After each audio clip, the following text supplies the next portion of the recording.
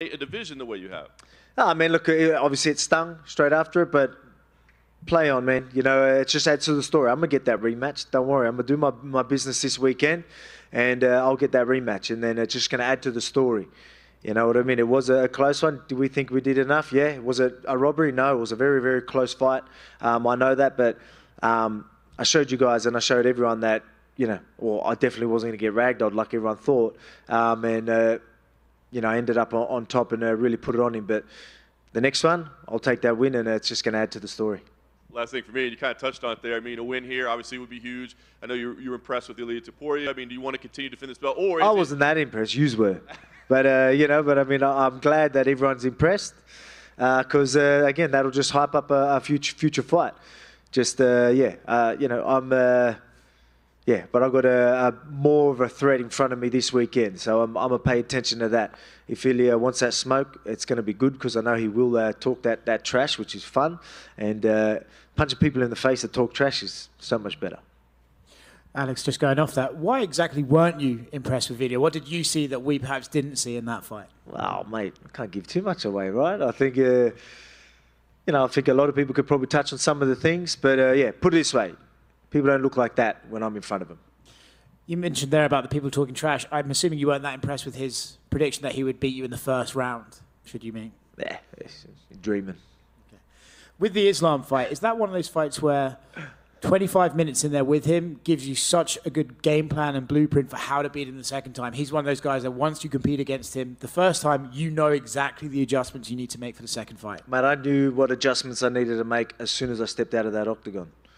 Straight away, I was like, man, I wanted that rematch right now. Like, I know what to do. But, yeah, everyone knows I'm good with the rematches. And, yes, they're just... Right now, again, I've got to focus on Yair Rodriguez. But, yeah, that'll come. Yeah. With the Rodriguez thing, you know, you're going from lightweight back down to featherweight. I saw in some of your pre-fight stuff that you were saying you felt a lot sharper and more explosive. What's the biggest sort of thing you weren't expecting from the weight changes that you've had over the last year? So, going heavier... Well, so you've got from going heavier and then going back lighter. Oh, yeah, but I mean, obviously noticed that extra weight. You know, that's why during camp, like when I was doing the bulking and I was a little bit heavy, yeah, everyone knows the workload that I've got. It was at the end of the week, my body was definitely feeling it, you know, carrying that weight and wasn't obviously moving as much, and just definitely warn you that little bit more. So halfway through the camp, I'm like, I want to be a little bit lighter. I want to be, because I reckon I'm going to be just as strong anyway, and I'm going to be fast. So we found that perfect weight, and that was a little bit lighter. So I wasn't too much heavier than I would be this weekend, to be quite honest. Not too much anyway. But, yeah, it feels good to be at featherweight again and being as sharp as ever. So definitely that bulk made me stronger, though. That camp and, again, rising to that challenge, to that occasion, definitely put some of my skills on a whole nother level. In some of the footage you put on your YouTube channel ahead of this fight, I've seen some spinning kicks from you that we haven't necessarily seen a lot. Is part of you kind of like, oh, I'd love to knock out Yair, the spinning kick guy, with my own spinning kick? Mate, I do beat a lot of people at their own game, so you never know. As I've been saying, Taekwondo Volk is coming for fucking everyone. Excuse my French, though. Right here. A lot of talk going into this card about like Robert Whittaker maybe making a quick turnaround for Sydney. Is there any interest on your behalf to do that? I know you said you want to be active, or is that maybe too much with like championship fights? Oh, I mean, it wouldn't be too much. There's a couple of hurdles there. Like obviously, making sure you got the right opponent, making sure there's no injuries and little things like that. But so Emma's my wife is due like 2 days before the Sydney card. So there's another little hurdle there. But you know, we're talking to doctors, maybe induce a week earlier, or you know what I mean? Like we'll see what we could do. Well, all the stops. If we do get Islam and Charles again as the next lightweight title fight, do you expect that to go similar, or do you think maybe we get a different result this time? I expect that to go similar. You know, and that's no disrespect. Well, I mean, obviously, Charles is very dangerous. You know, he can always catch him, but I think. Islam's style, like, you know, he's patient. He doesn't take unnecessary risks. So you need to, you know, put it to him in different ways than just hoping to land something, just one shot, I think so. And I'm not saying that's all how Charles fights. I just think, look, Islam's good. He's well-rounded, you know what I mean? A lot of people are trying to say, oh, we found a chink in the arm, or he's like, I've figured the puzzle and all that. That's me. That's because I was in front of him. He is as good as you were saying, but I just told you that how good I am, and was going to show you that. But again, every time I talk about it, I'm just like, fuck, if only I got my hand raised, it's so much better conversation to have. But yeah, I see it being the same. So I'm the guy to take that belt. If Charles did win, would any of you be disappointed? Like, is going back to 155, is it about beating Islam or the belt? What's more important to you? Beating Islam. Alex, over here. You mentioned Charles Oliveira. What did you make of his performance against Beneil Dariush? He was counted out by a lot of people, and he went out there and made a statement. It was. I was surprised by how many people were counting him out. Again, look at who Charles has fought, the who's who, and he's so dangerous. You know what I mean? So I wasn't surprised. I know Dariush is very durable and well-rounded, but I mean, I just thought that matchup wasn't too bad for Charles. And, he showed that. He showed again, he's a dangerous dude. So you've got to be careful and you've got to approach him the right way. We were here about a year ago when you fought Max Holloway, and you talked about sort of being disrespected a bit by people, calling, there's Max calling him the uncrowned champ and all that. And since then, you've had the fight with Islam, and I know it didn't go your way, but a lot of people felt like you put on a very good effort. How have things changed from the fan perspective? Because I feel like you gained even more fans from that performance against Islam. Yeah. It's obviously the stocks didn't lower after that one anyway. So that's why so many people, were obviously saying to me like, oh, you should be proud, like, oh, because I was surprised. You'd be surprised how many people, didn't think I'd be, thought that I'd probably get manhandled, like, you know what I mean, and didn't think I stood a chance. And there's probably people close to me that thought that. There was vibes I was getting, the whole way through the whole thing is like, almost why you're doing these vibes. So, so a lot of people didn't expect the fight to look like that, even people close to me. And, but yeah, that's why a lot of people, oh man, like you should be so proud. And they were, very, very happy with that. And obviously the fans as well. So everyone, I still got to show myself, but that's why it stung me more than, obviously it's always going to sting the guy that loses more, but it stung me because I know I could get that job. I know I will, I will get it in the future. But so that's why hearing people congratulating me for losing was pretty tough at the first week. But I understand it. Like it did help with the loss. A lot of people are like, how have you taken? Look, play on. You know what I mean? I say play on, probably because of my mindset and how I go about things. I just adapt. I've just always been good at doing that. But that sort of process with everyone being like, wow, you know what I mean? Probably helped a bit too. And last one for me, Max Holloway's fighting the Korean Zombie. If you go out there and win on Saturday, do you think we'll see him move up? Because if you're still champion, I don't think we'll see a fourth fight between the two of you. Yeah, man, that's everyone's we've all I'd like to say I've read that book. You've all read that book. You know what I mean? So it's a tricky situation for him. He's probably hoping that a year takes me out and then he can get a shot. But I don't plan on that happening. Alex over here, right here. Can I ask what this Band-Aid is on your face? You don't know Nelly? Nelly, you know what I mean? Is that a UFC champion? You know what I mean? Yeah, it is actually. You know what I mean? They go, nah, look, it was a little scratch, and we don't want to get it infected so close to the fight. And so yeah. Can I ask? Because Yair's been in the UFC, like he was in the UFC before you. I think it looks cool too. It doesn't look bad. They custom, they custom made the Mexican belt or whatever it is, and they custom made some Band-Aids for me. Can I ask, how long has Yair been on your radar? Because he was in the UFC and he had a lot of highlights even before you came over. So it felt like there were a lot of breaks in his career. But like, how long has he been on your radar as a future opponent? They're all on my radar, right? Like I keep an eye on everybody. But yeah, he's definitely been right up there. He's had a couple of number one contender fights as well. Been in position where, knowing that he could be next or coming up soon. So I've definitely, because I know how dangerous he is, so I knew he would eventually be there. But you just had to wait for the right time that it was his turn. And being interim champ, it's his turn. So the timing fits very well. And here we are, International Fight Week. Do you pay attention at all to the top of the bantamweight division too? Because there's fighters like Aljamain Sterling that says like, well, look, if I beat Sean O'Malley, I'm going to go up, and that's another possible super fight for you. So do you pay attention to down there as much too? Oh yeah, for sure. Like I think if he goes out there and takes out Sean, like he's definitely paid his dues. How many times defenses would that be? 3 or 4. 4, yeah, yeah. So there you go. I think so. He's a big dude, but yeah, we'll just obviously he's got a tough fight ahead of him. But yeah, that's another possible fight. So yeah, there's plenty of options. And again, I want to be active. So cool, keep him rolling. Are the Nuggets going to be in attendance? Yeah, I think Jamal Murray's definitely going to be there. I don't know who else. So, see, I'm a Nuggets guy. So yeah, it was good. The timing was perfect actually. So I ended up meeting him in August last year, and he got into the season. I was backing him, and they won. Perfect. And now he's going to be here International Fight Week to support me. So looking forward to it. And then last one for me, Saturday's going to be Robbie Lawler's last fight in the UFC. So I'm curious if you have any favorite memories or favorite fights from his career. Oh man, there's so many. So many. I mean, that war they had the face off, you know what I mean, and his lip was just completely open. You know, that's got to be a pretty iconic moment. So even me and myself and Ortega had like a face off, you know what I mean. I was even like sort of thinking I get them sort of vibes, you know what I mean. So that just shows you, you know, that's a big moment for me. But you know, I think of that when I look at that Ortega. So it shows you how much of a big moment that was, especially the blood they had and, you know, the war they had. It was it's crazy. Alex, people always remember those fights. Alex, just over here. You mentioned about the transition back down to 145. Was that hard, and do you see yourself being able to do that successfully, going back and forth through the divisions? Yeah, no, it wasn't too hard. I didn't, as I said, I didn't end up that much heavier.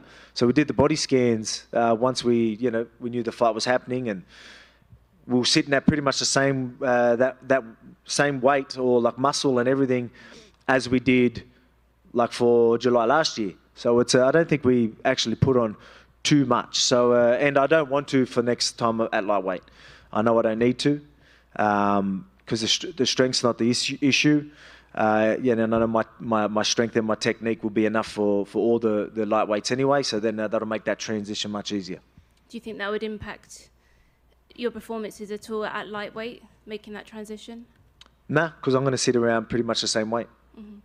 And you worked with Carl Van Roo in the run-up to this fight. How beneficial was that? Oh, yeah. It's I was lucky enough to have a couple of people in camp that Yair is very good at all ranges. Long range, obviously you got the Taekwondo, and then you got the short range sort of unpredictable things that come from everywhere. So I was lucky enough to have Blood Diamond, who's if you ever watched his kickboxing highlights, go have a look at that, and you'll see a lot in Yair Rodriguez there. So that was great having him there, and obviously he's bigger. And then Carl Van Roon, that 11-time Taekwondo world champion. You know, he's a specialist at what he does, and he does MMA. He understands the game. He did a lot of study and really committed to being a training partner for me, and he's, again, a lot bigger than me. So having guys like that to not just go through and work techniques with me, I was sparring these guys. So, you know, having a longer, rangier, 11-time world champion Taekwondo guy spinning some crazy shit at you, that'll keep you on your toes. So, you know, I'll be on my toes ready for whatever comes come Saturday night. And when you look at Yair's style, what do you think you need to be aware of the most? And how do you see the fight itself playing out? Be aware of everything, because everything's coming from everywhere. But again, we all know that I make people fight my fight. There's other things that you know, everyone looks a certain way till I'm in front of them. You know what I mean? So yeah, it's no surprise that people, you know, my opponent's volume goes down, and a lot of their assets, strong assets, are usually a compromise. Yeah, I'm usually able to nullify a lot of people's strengths. So look forward to doing that. Again, Taekwondo Volk, he's coming. Thank you. Alex, over here. You've mentioned before that you consider Conor McGregor a dream matchup of yours, as he's the only UFC featherweight champion you haven't faced. Anything can happen, obviously, but is there any other fighter on the roster? Sorry. Yeah, I'm right here. Oh. Way back here. Oh, yeah. Oh, at the back there. Sorry, mate. Yeah, there you go. Did you get that first part? Or? Yep. Okay, so anything can happen, obviously, but is there any other fighter on the current roster within the featherweights or lightweights that you would love to face, or even a past fighter that you would have loved to share the cage with? Oh, yeah, there's plenty, but there's a lot of fun fights at lightweight. You know what I mean? So you never know. What the BMF is going as well. Maybe BMF. You know, we'll go what? Get free belts. You know what I mean? Get a BMF. Get an actual champ that I know. I think that'd be cool. You know, get some credibility on that BMF belt, having a champ that goes in there and takes it as well. So I think that's another option. There you go. I mean, they're great fights as well. So there's a reason why they're getting it. You know, they're exciting, big names. So yeah, there's a lot of exciting fights. But I mean, these are fights that can definitely happen in the near future. That's awesome. And you were talking about your teammates, but you got to watch one of them, Craig Jones, compete on the Fight Pass Invitational. How special was that to see him compete and win, and even walk out to your song as well? Yeah, that was cool. I didn't expect that. I didn't know he was going to walk out to the song. But yeah, good. You know, he didn't. He faced a legend of the sport who's no joke, and to go out there and take the win was awesome. Beautiful way to start the week. You know, our little trip here to Vegas, and I'll end it with another big win, and then we can properly celebrate afterwards. And last one for me. At XS, everyone's invited. I see that Prime bottle next to you. Oh, congratulations on the deal. How did that deal come together? Yeah, just obviously it's a big deal, massive opportunity, and just got talking to Logan, met him a couple of times, and yeah, that's how it started. Hey, Alex. And we're in our prime, right? So perfect fit. Back left here. Yep. Quick question for you. You know, as big of a betting favorite as it really comes in terms of a champion fighting a #1 contender, let alone an interim champion, you know, how does it feel to get this much respect from the odds makers? Yeah, I think it's well deserved. You know what I mean? That's no disrespect to Yair. I think that's just all because of what I've done, and you know, and again, I always say people can be a safe bet. You know, when you've got the guy that's got the heart, resilience, durability, fight IQ, and all the right stuff. You know what I mean? It makes it very hard for people to take him out. So it's good to see that finally people are really taking note to that. But the beautiful thing about it is, no matter how much of a favourite I am, the mindset that I have, I look at him as a big friend. As I've said, pretty much the whole camp, he's probably the most dangerous guy that's been put in front of me. So I can completely zone out everyone's thoughts on how they think this fight's going to go, because I see these. You'll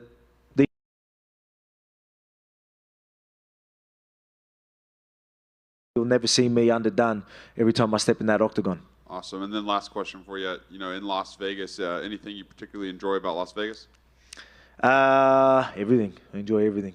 I mean, I was asked, what I love about it and what I hate about it. I love and hate both of them. Right now, while I'm cutting weight, not being able to eat and really, really enjoy Vegas, I hate it. But then straight after the fight, I'm going to love it.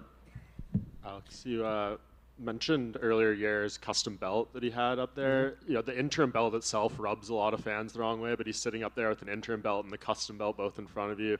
What do you think about that? Like, do you think that's maybe disrespectful at all in a way? Oh, for a second, I seen a bit of red on there. I was like, wait a second, is this the Mexican one? No, sorry, do I feel disrespected? Yeah, that he's sitting up there with 2 titles and neither of them are the undisputed one. I don't care. You know what I mean? I know I'm the champ. Everyone in here knows I'm the champ. The world knows I'm the champ. So it doesn't faze me one bit. As I said, and that's no disrespect to Yair Rodriguez, but, mate, make the most of it. Enjoy it while it lasts, because I plan on winning this weekend. And just last thing, what did you and Mel Gibson talk about? No, man, just, he's obviously a fan of the sport. You see him at a lot of events. He's been at a couple of my events. And just said that he loves seeing someone that's, I think his words were excellent at their craft. Something like that. Just sort of stuff like that. And obviously I've said I was a big fan, and it's cool to have Braveheart saying shit like that to you. Hey, Alex. I just wanted your thoughts on Ilia Topuria, him as a fighter, and just his fight with Josh Emmett. Like, do you feel like he's next? Yeah, I think that we'll use it all hyping him up. A lot of people are asking me about him. So yeah, keep honestly keep my contenders, top contenders away from him, because I might not be facing him. You know what I mean? Like, again, use saying he's the guy, and well, yeah, cool. Well, that's good. Let's keep him away from everyone, so he can. If he's going to get a whooping, let's make it from me. Thank you.